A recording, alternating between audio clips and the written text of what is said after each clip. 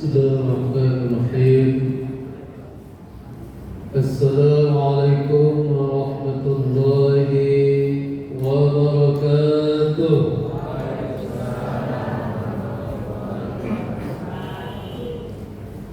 Alhamdulillahi rabbil alamin. Faddala awqat Ramadan ala khairihi minal azman. وأنزل فيه القرآن هدى للناس وبينات من الهدى والفرقان والصلاة والسلام على سيد الأنبياء والمرسلين سيدنا مولانا محمد وعلى آله وأصحابه ومن تبعوا إلى آخر الزمان. Amma ba'd. Yang pertama sekali, marilah sama-sama kita menjadikan puji serta syukur kita kepada Allah Subhanahu wa taala dengan ucapan alhamdulillahirabbil alamin. Berselawat kepada baginda Rasulullah sallallahu alaihi wasallam dengan ucapan Allahumma salli ala sayyidina Muhammad wa ala ali sayyidina Muhammad. Mudah-mudahan kita semua yang berhadir pada malam hari ini dan seluruh keluarga kita dengan izin Allah mendapatkan syafaatnya di yaumil mahsyar kelak. Amin ya rabbal alamin. Yang sama-sama kita hormati seluruh pengurus Badan Kenaziran Masjid Muslimin beserta seluruh jajarannya. Mudah-mudahan senantiasa Allah berikan kesehatan, keafiatan serta umur yang barokah. Salam takzim, salam hormat kepada tuan-tuan guru, ustaz, ustazah, ibu bapak, hadirin wal hadirat. Mudah-mudahan kita semua pada malam hari ini dirahmati Allah dan Allah turunkan barakah serta nikmatnya kepada kita semua. Amin ya rabbal alamin. Bapak Ibu yang saya hormati, yang saya muliakan, saya doakan semuanya dalam keadaan sehat walafiat. Sehat Ibu? Masih semangat? Betul? Bisa dengar ceramahnya tertib? Bisa dicatat? Mana catatannya? Bapak sehat Pak? Masih semangat juga? Jangan kalah sama ibu-ibu ya Pak? Harus semangat. Nah baik Bapak Ibu yang dirahmati Allah, kita ini hidup di suatu zaman, kata para ulama kita, adalah akhir zaman. Di akhir zaman ini banyak fitnah-fitnah yang begitu beredar di sekeliling kita. Di samping fitnah-fitnah itu ada juga bentuk musibah yang bermacam-macam bentuknya. Betul kan Pak? Di antara banyak musibah itu sekarang kita dengar ada peperangan, pertempuran di Timur Tengah. Imbasnya sampai juga ke kita. Apa imbasnya? Antri membeli bensinnya boleh. Karena itulah fitnah. Masyarakat kita ini cepat kali dengan sebuah informasi ditelan mentah-mentah ya Bu, sehingga cepat terpengaruh oleh si Bahlul. Si Bahlil. Bahlil itu menteri Pak ya. Jadi cepat kali Bapak ini, sehingga antri lah. Termasuk saya penantri juga. Takut gak bisa niat. Itulah fitnah dan musibah. Namun kata ahli hikmah, ahli-ahli hikmah dan kalam para ulama kita, dari sekian banyak musibah-musibah yang terjadi itu tak seberapa sebenarnya. Tapi ada 5 musibah di akhir zaman ini yang sangat menyedihkan. Di antara semua banyak musibah itu, apa itu? Yang pertama, kata ahli hikmah, seseorang yang sakit. Tahu sakit dulu? Tahu sakit Pak? Sakit ini dia berada di sebuah tempat atau negeri orang. Sakitnya di negeri orang, jauh dari keluarganya, jauh dari orang tuanya, jauh dari ibu dan ayahnya, jauh dari sanak saudaranya. Dalam arti yang lain, dia hidup sebatang kara di negeri orang. Sudah berada di negeri orang, sakit pula. Sakit. Kalau udah sakit sendirian, ada nggak yang ngurus Pak? Ada BPJS ya? Tak ada yang ngurus, tak ada yang peduli dengan kita. Itulah suatu musibah dunia yang sangat menyedihkan nanti di akhir zaman. Sudah banyak ini yang terjadi kan Pak? Kita merantau, kita tinggalkan keluarga. Maka ada kata ulama kita, hujan emas di negeri orang, hujan batu di negeri sendiri. Biarlah susah-susah, tapi hidup dengan keluarga kita. Maka rezeki yang barokah itu adalah di saat kita berada dengan istri, kita berada dengan suami, kita berada dekat dengan keluarga.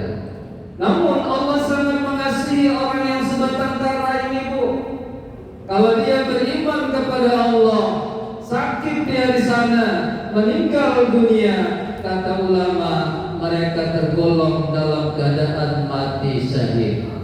Nah, kalau mau mati syahid, pergilah ke negeri orang. Itu yang pertama.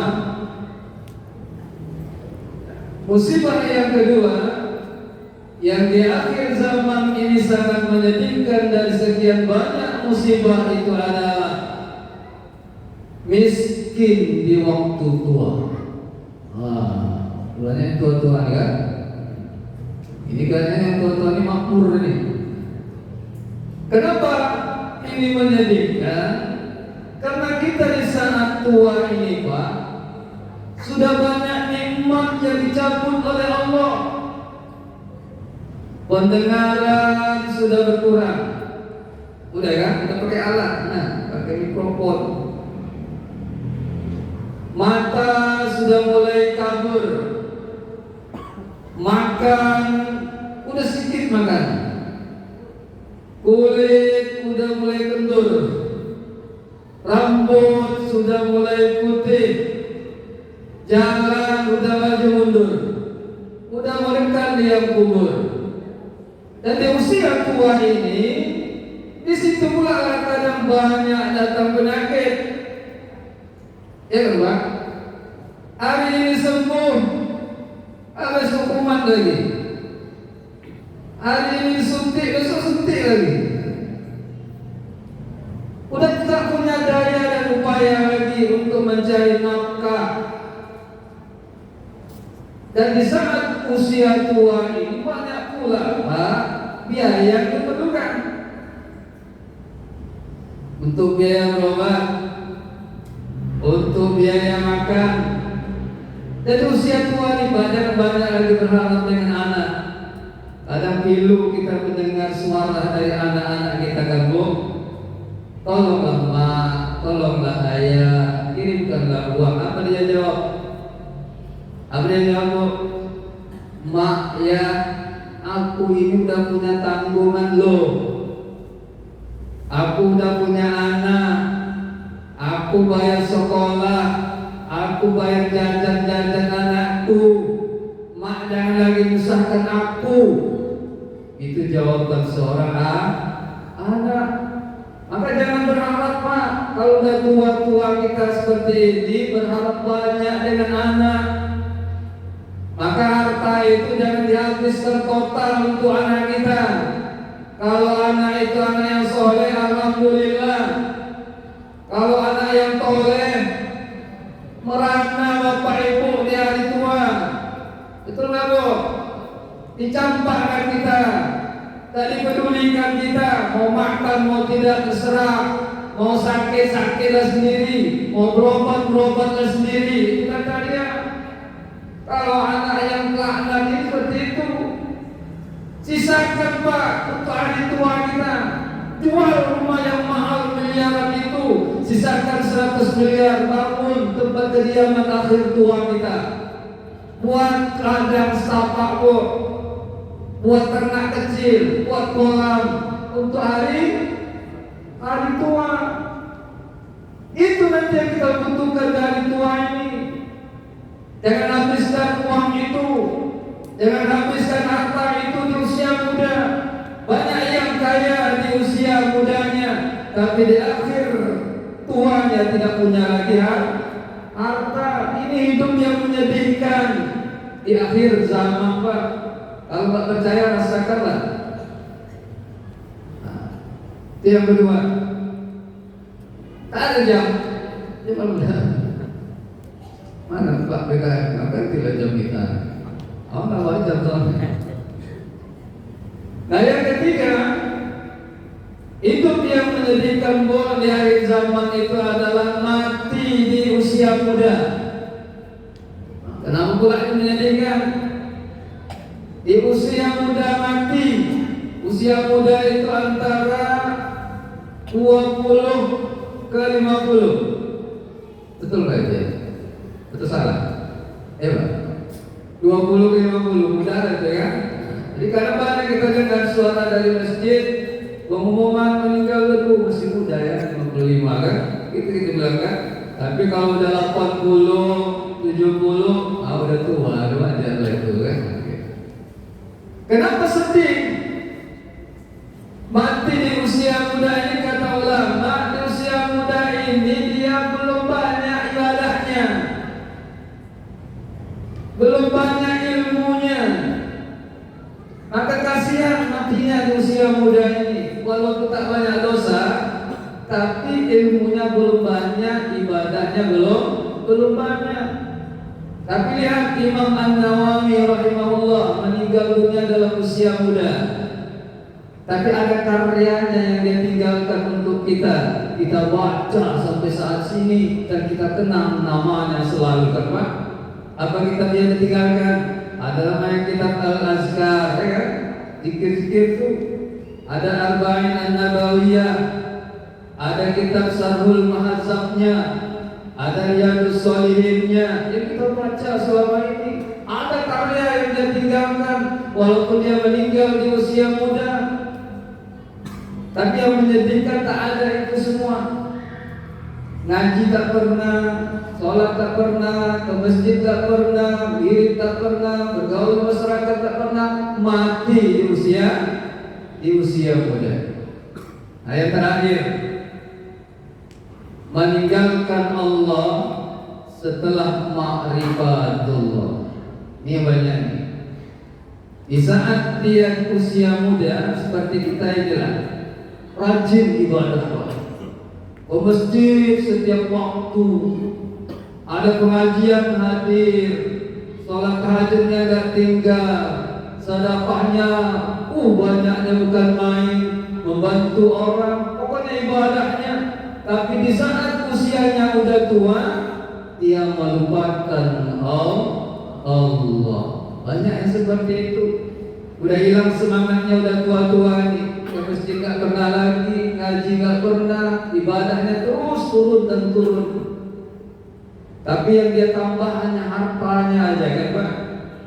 Makanya kalau udah di usia tua ini Bu, jangan banyak nambah bini, nambah nambah rumah, nambah mobil, tapi ibadahnya tidak nambah. Inilah yang dikhawatirkan orang yang menurun tingkat ibadahnya di usia tua, dikhawatirkan dia akan mati dalam keadaan su'ul khotimah, tak istiqomah ibadahnya.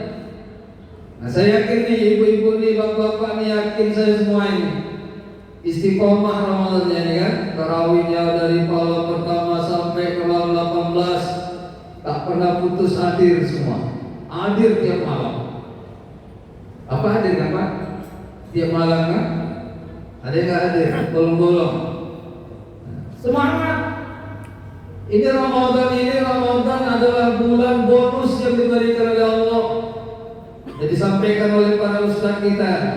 Udah panas kuping kan ustaz dengan ceramah itu kan? Nah, tiap malam diceramahi, ditausiahi kan? Harus ada lengket setiap tausiah itu Bu. Paling tidak ada satu yang bisa dibawa pulang ke rumah dan dapat kita amalkan dalam kehidupan kita beribadah kepada Allah. Nah, itulah keadaan akhir zaman. Bila ada hal-hal yang ini yang disebutkan tadi ada pada diri kita, itulah musibah yang paling menyedihkan yang akan menimpa kita di akhir zaman ini. Mudah-mudahan bermanfaat ya apa yang saya sampaikan. Jika kurangnya mohon maaf. Wabillahi taufiq wal hidayah wa biridha wa inayah. Wassalamualaikum warahmatullahi wabarakatuh.